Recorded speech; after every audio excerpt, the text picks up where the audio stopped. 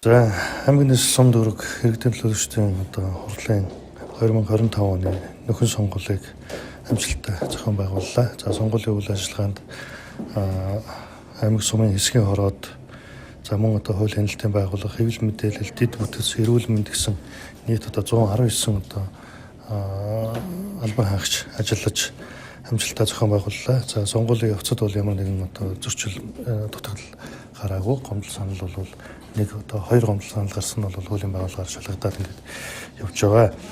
За сумын хэмжээнд 4 хэсгийн хороо ажилласан. За үүний хоёрт нь бол хуулийн дагуу 50% нь буюу 2 хэсгийн хороон дээр бол хяналтын гар тавлгын ажил зохион байгуулагдаж ямар нэгэн зөрчилгүй ийм дүн гарсан. Ингээд Шарангол сумын сонгогчийн нэрсэн жагсаалтанд нийт 4578 сонгогч бүртгэгдснээс 4491% буюу 2056 сонгогч санал хураалтанд оролцсон байна.